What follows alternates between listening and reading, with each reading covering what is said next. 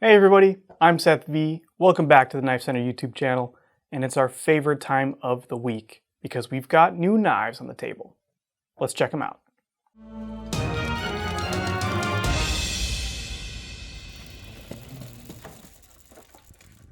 The first knife on the table today is from Spyderco, and I think it's one a lot of people are going to be excited about. This is the latest version of the Para 3 with Micarta scales and CruWear blade steel. So this new knife comes in at $206.25, and it features the same upgrades that we saw on the Paramilitary 2 with these same features. First of all, it has full-length steel liners for the sort of appropriate amount of rigidity underneath the micarta there. It has the same grippy tactile micarta material for the handle and CruWear steel, which is a fantastic blade steel. Technically not stainless, but stain resistant enough to stave off a patina, and plenty tough enough with great edge retention and great sharpenability. It's a favorite steel here at the KnifeCenter. We've used on a lot of exclusives. It is really worth a shot if you haven't tried it yet. And the Para 3 is kind of the perfect platform to give the steel a chance if you haven't yet tried it out. It's a great size, compact in the pocket, very easy to fit into even some people's like watch pockets. It's short enough to work there, maybe a little wide, but especially for a Spyderco, it's got pretty good proportions for pocketability. But thanks to that finger choil, plenty handle here to work with. I even find it comfortable choked back. Choked up works great for sure, and that tip isn't too far away to keep you from choking up and getting right there behind the tip for some fine work. The Para 3, I own and have owned a number of these. It's a great EDC platform, and you know, one of the cool things about really the whole paramilitary series, Para 3, even the military father of them all, there's tons of aftermarket parts out there to fit these knives. So if you want to upgrade the pocket clip, if you want to change the scales, there are options to make that happen. One thing to note though, with this knife, because of those full liners, you're going to have a slightly more limited set of options for blade scale replacements.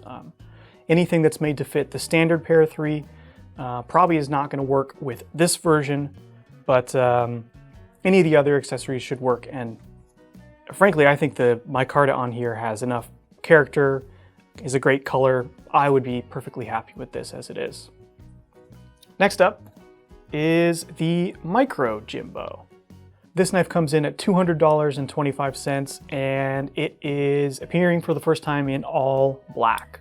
We've got a 2.45 inch blade made from S30V steel, black G10 handles, and they've gone so far as to even black out the liner, the pocket clip, all the hardware.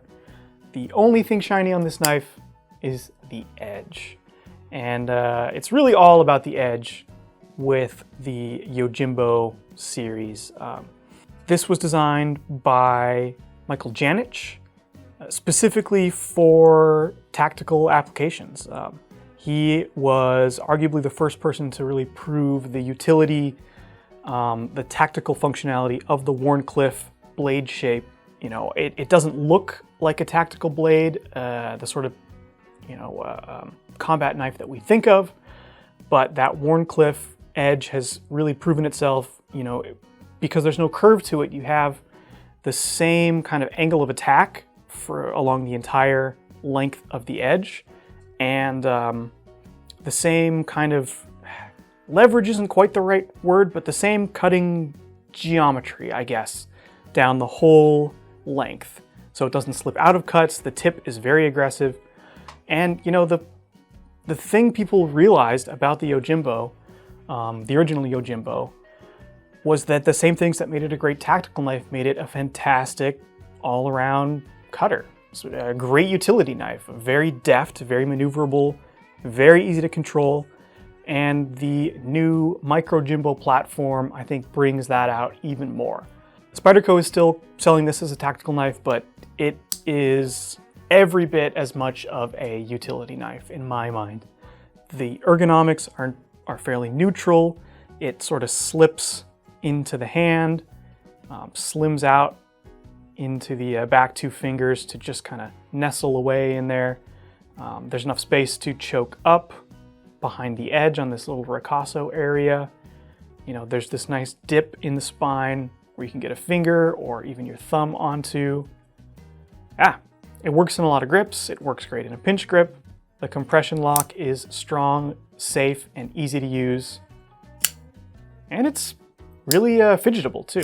It's one thing I didn't talk about with the Para 3, but the compression lock is fantastic. It's got a ball detent for super crisp deployment, but unlike other locking mechanisms that have a ball detent like a liner lock or a frame lock, you don't have to put your fingers in the way when you go to close it. Just pinch the lock, swing the blade closed like that. Really smooth.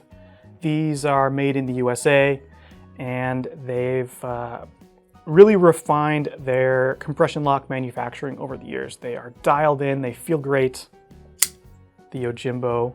If you're looking for a utility knife, a small tactical knife, this is among the best options out there. Now, the next knife on the table is actually not available today, but we got some early samples and I just wanted to show them off and let people know that they are available for pre-order. So if you wanted to get your orders in now, ahead of the rush, next Thursday when they drop, the entire Benchmade water series is coming. This right here is the Adira, the full-sized version with 3.8 inches, actually 3.9 inches of Magna Cut steel, a comfortable injection molded handle, and a axis lock holding everything together. These are comfortable, these are capable, but really what the whole series is about is performance in corrosive environments. Magna Cut steel has surprising, exceptional stain resistance, and so you get a virtually rust-proof knife that still has great toughness, great edge retention, and on these new Benchmades, a pretty sweet platform for more than just kind of a tackle box knife. This would be a great EDC. It would fit in nicely. They all come with a lanyard pre-attached, but not kind of sewn in, so you can just unstring that and take it out if you wish. This version is $225.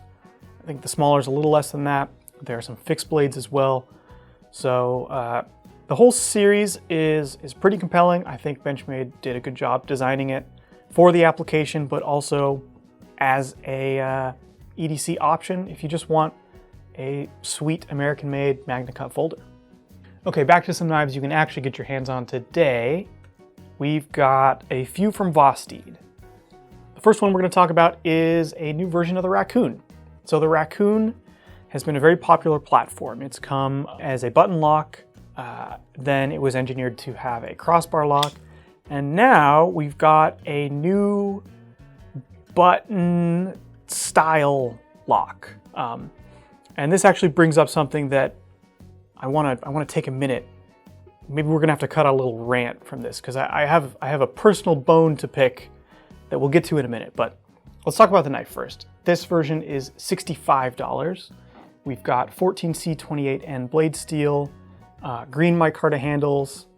There are a bunch of different versions of this available now with different colors of micarta or a stonewash blade. But that locking mechanism, it looks like a button lock, but what it actually is a modified compression style lock. So that button travels all the way across the handle there to actuate the liner on the other side, which is functioning exactly like Spyderco's compression lock. And here's where the rant comes in, because Spyderco's compression lock is no longer protected under patent. It's been off patent for several years now. And so just like what happened with Benchmade's axis lock and the crossbar locks that followed it, other companies are taking a stab at the lock and, putting it on their original designs. Now, the thing is, we don't have a good name for this style of lock other than compression lock yet. And compression lock is a Spyderco trademark. And it's not helpful to call things compression locks if they aren't Spyderco compression locks, right? Just like with the axis lock, we need a generic term to be able to share the same language and talk about these knives in a way we can all understand.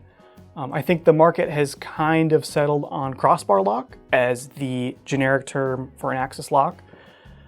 And we need to figure something out to work for compression locks. We're not there yet because I've heard a lot of different names for this style of lock. I've heard, for example, top liner lock. That doesn't work for me. Calling it a liner lock is descriptive of the mechanics of how it works. Yes, the liner is involved, but functionally it doesn't feel like a liner lock, it doesn't work like a liner lock, and it's not searchable. If you search top liner lock, you're gonna get a bunch of liner lock results, and if that's not what you're looking for, then that name has failed. We don't have a good name for this yet, and so this is why I'm turning it over to you, the viewers, the commenters, knife people out there. Help us out. We need a generic name for the compression lock so that we can all talk about this style of knives and compare them against each other. What should we call it? I don't have an answer. Thomas, do you have an idea? I suggested Locky McLockface, but that was shot down.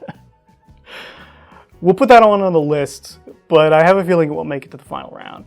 It's got to be short, it's got to be searchable, it's got to be unique. One idea that came up right away was calling it a tab lock, but tab locks take it. Ron Lake has a tab lock as well as Dozier. So we need something original to describe this generic style of lock. Okay, that's it. Rant over. Thanks for sticking with me, but this is a problem, as I see it at least, that we could use your help solving. Let's talk about what this lock actually is and why it matters.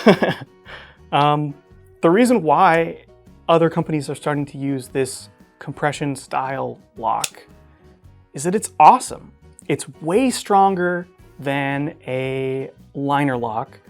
It has the same crisp ball detent of a liner or a frame lock, so you have incredible, snappy, satisfying action. But you also get the benefit of kind of like a button lock. You don't have to put your fingers in the way. You can depress the lock and fling it open without even touching the thumb stud. There are a lot of advantages to this lock and a lot of cool reasons to buy this new version of the Vosteed Raccoon, but we got to figure out what to call it, because this isn't a button lock and it's not a compression lock. So let's figure something out. Okay. Moving on. I could go on. Maybe we'll have to do a whole separate video about this. We'll go on. Let's get to something we've settled on. So this is the Talarurus from Vosteed with a crossbar lock. Ah, that felt good to say. This knife is $72 and it has 14C28 and steel, G10 handles, selection of different colors, of course.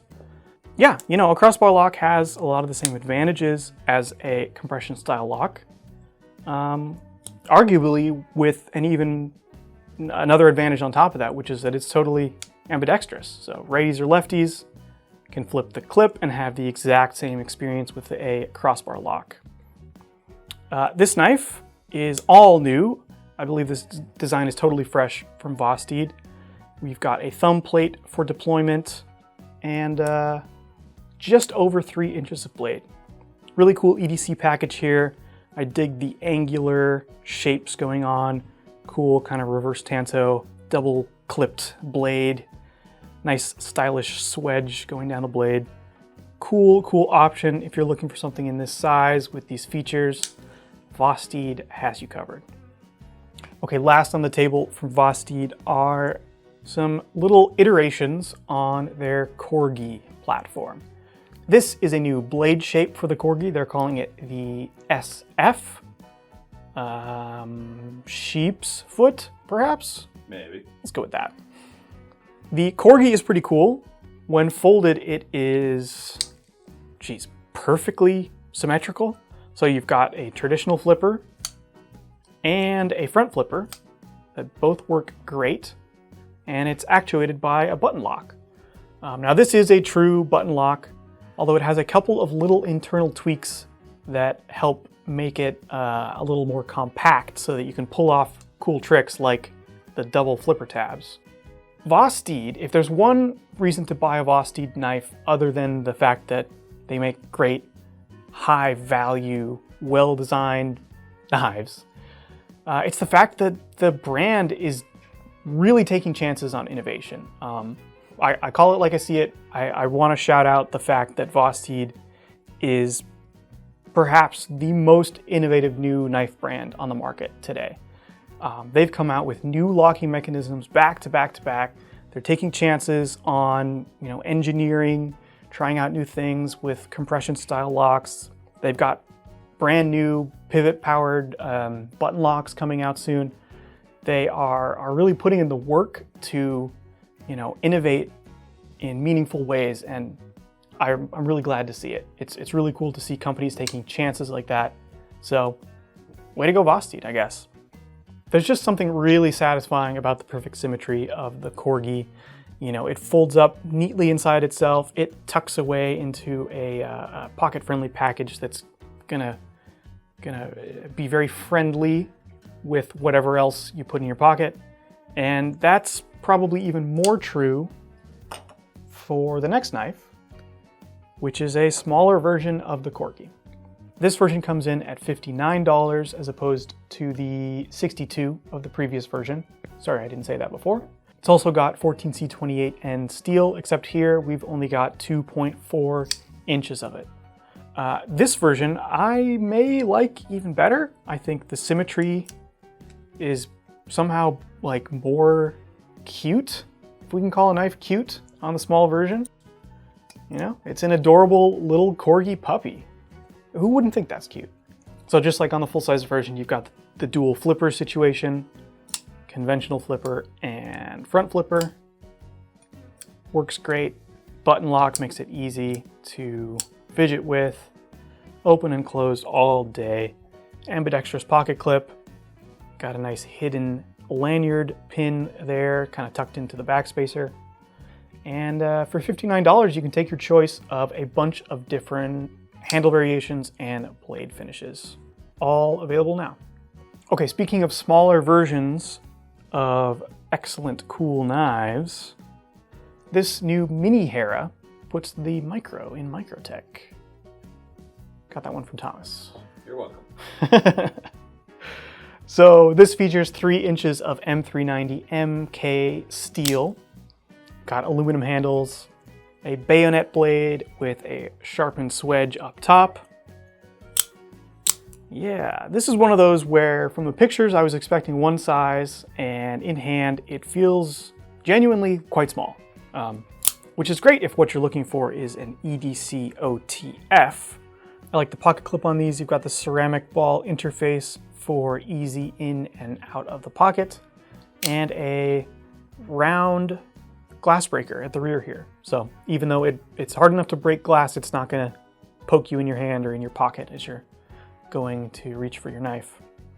The tension on the slide is quite nice, not too hard to use. I can even kind of, use one finger if I wanted to.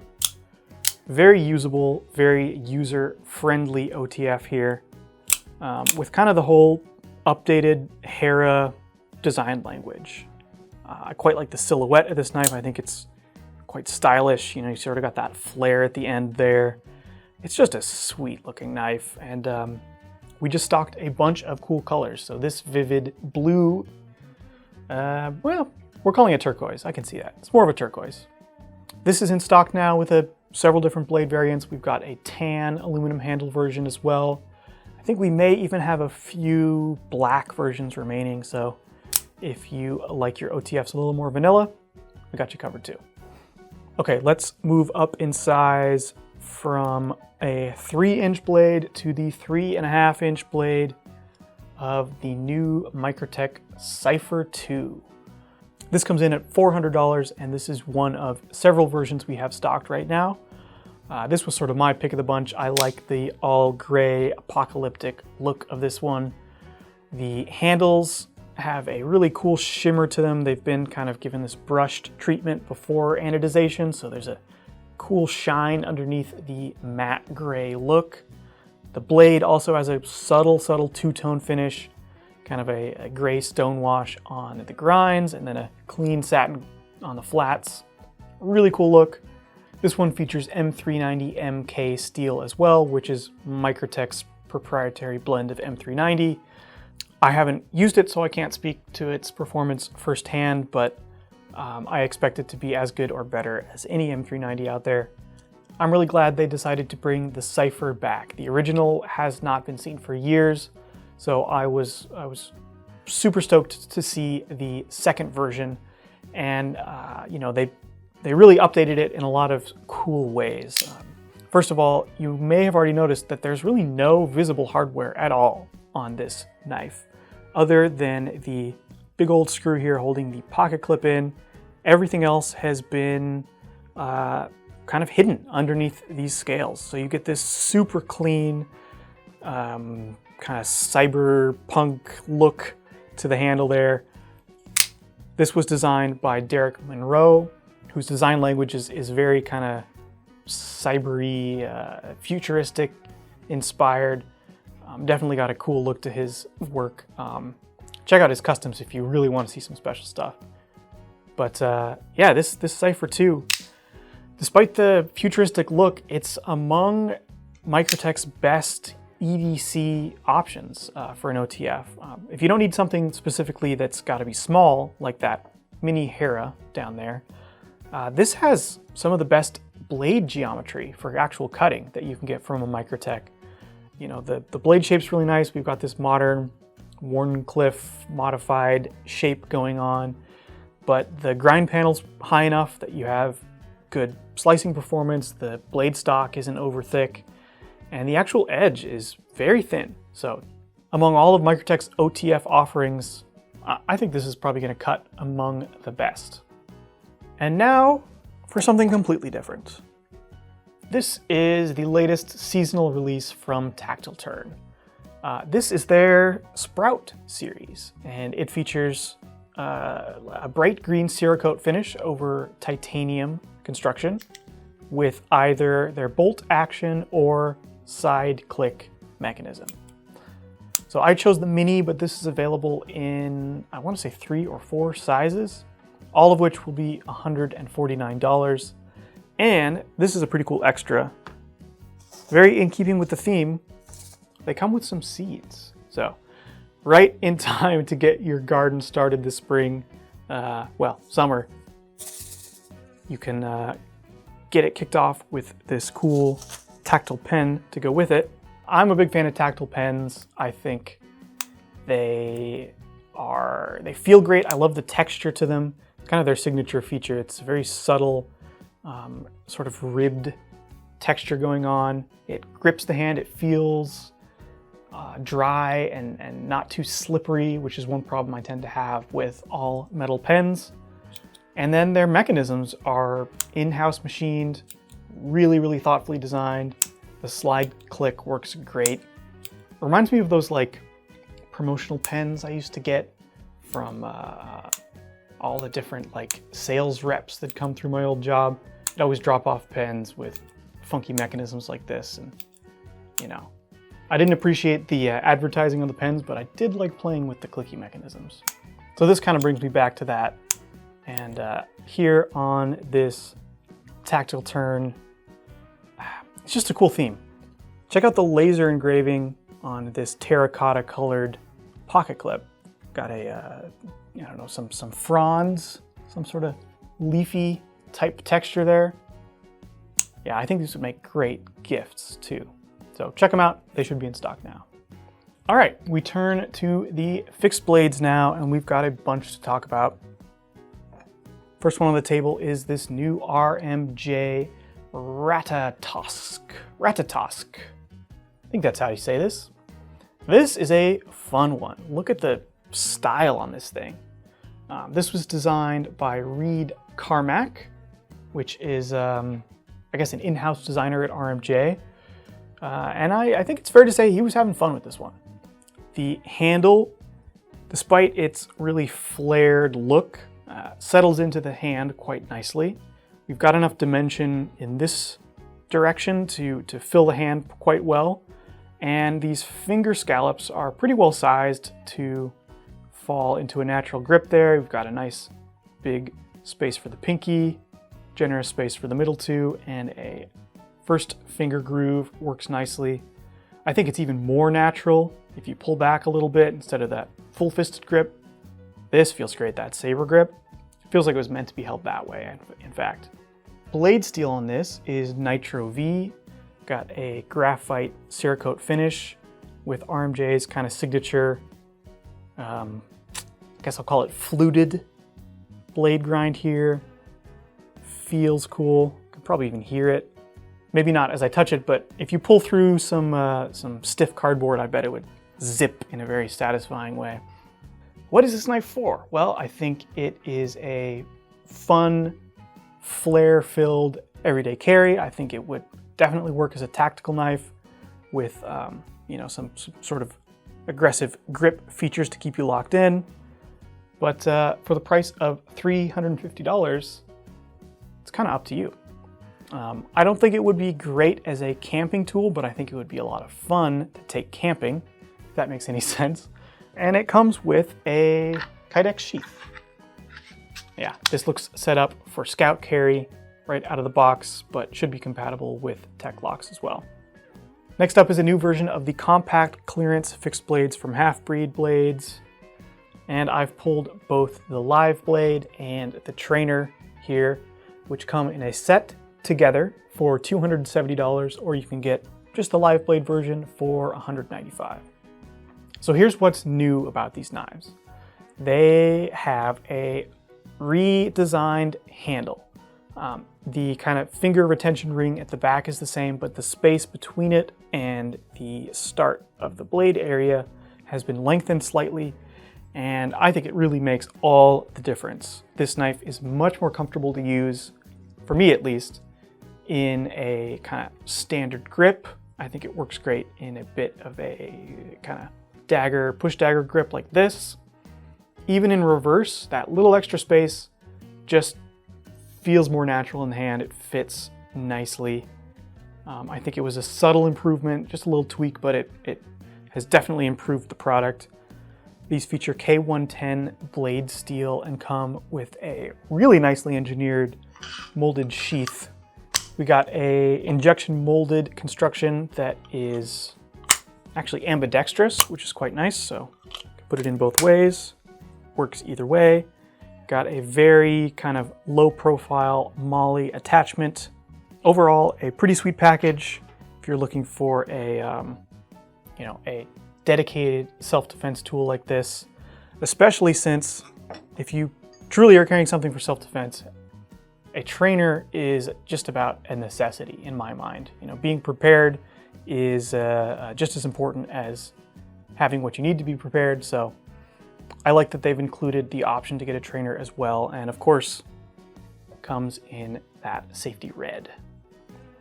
Next up, we've got some fresh new beasts from Work Tuff. This is the Puzon Wilderness Bowie, and it comes in at $248. We have stocked this knife before, but a couple of things about this one are new. First of all, the blade finish. We've got this cool mottled forced patina black look to it on SK85 carbon steel, and these feature a finger choil delete. So even more edge to work with on this thing. This is a huge 9.3 inch blade with a formidable blade thickness. Yeah, the thing about these, even though the blade geometry is not I guess optimized, I would say, for chopping performance. You know, you don't have a ton of mass up here. The sweet spot is going to be a little smaller than, you know, something really truly designed for chopping. This thing doesn't care. Like, the mass in this is just going to power through. The fantastic edge geometry here, which has been hand honed and polished at Work Tuff, is going to give you fantastic performance out of the box.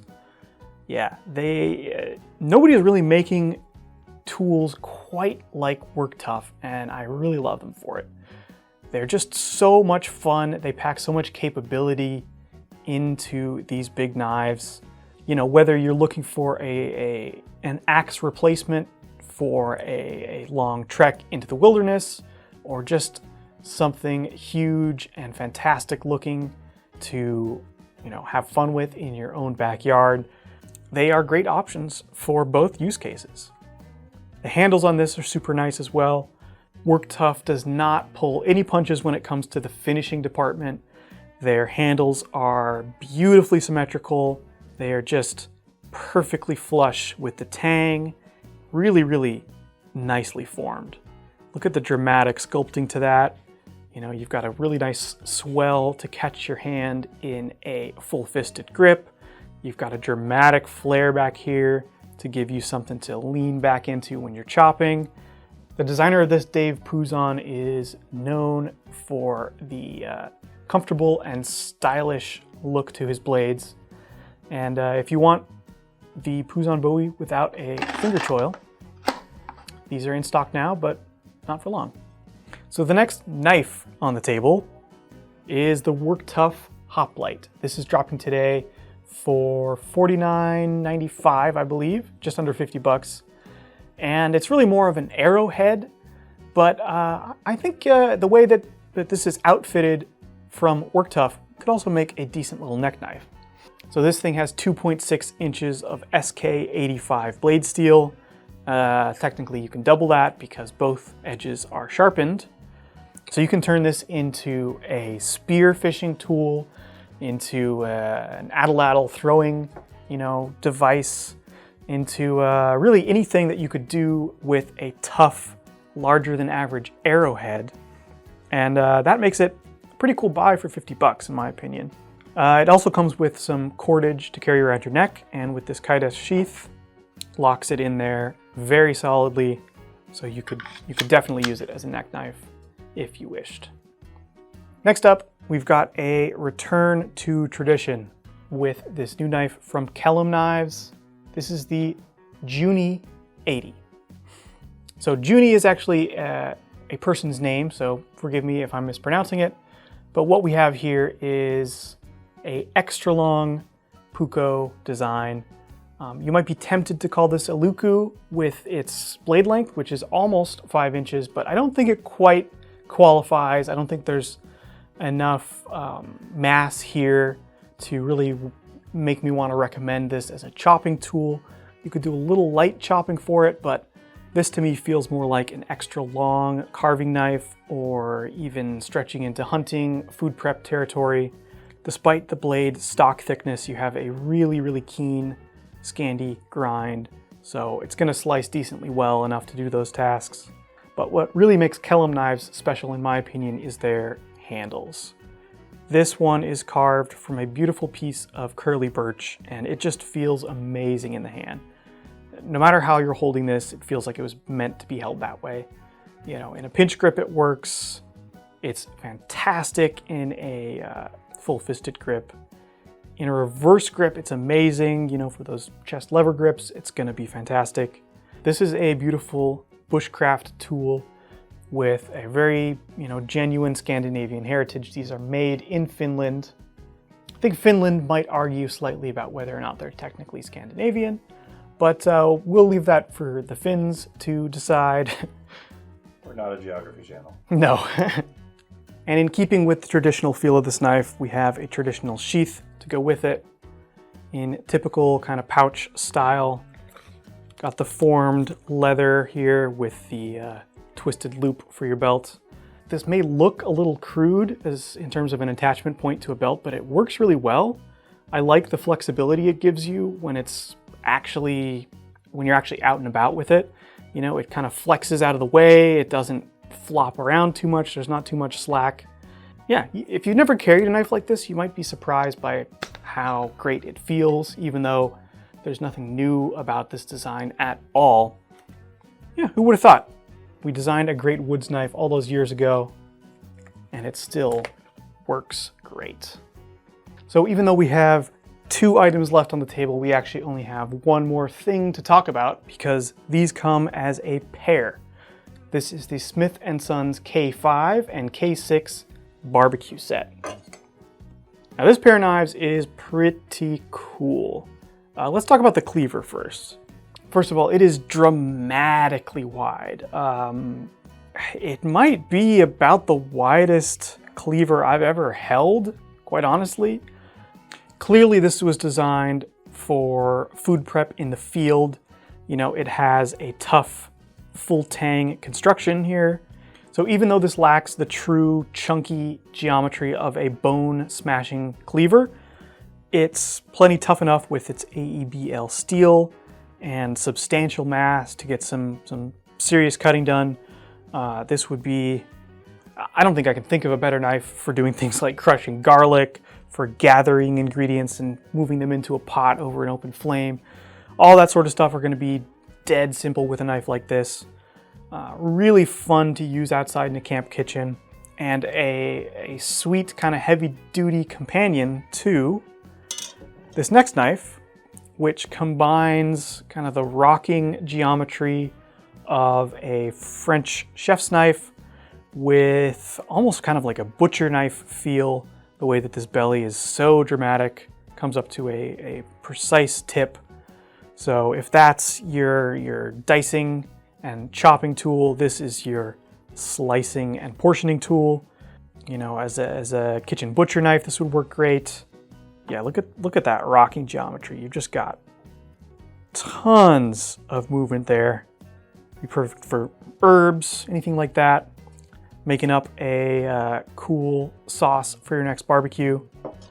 And to further drive home the outdoor capable nature of this set, comes with everything you need to move around with it. So each knife comes with a little sheath here. I guess it's not technically a sheath, it's more like a beard, like you'd find on an axe. And then a waxed canvas knife roll that you can tuck your blades into, take on your next camping trip, or just walk outside with it. So for the set, it's going to be $532, and these are made in the USA as well. Well, that about does it for this week's installment of the New Knives of the Week video. I've been Seth V for the Knife Center. Remember that you can get these and many more knives down in the description. Click the links to go to KnifeCenter.com. And while you're there, sign up for our Knife Rewards program. As long as you're going to buy one of these knives, you may as well earn some money to spend on your next one. Thanks for sticking around with me. Definitely remember to let me know what you think we should call this type of locking mechanism. And until next time, I'll see you later.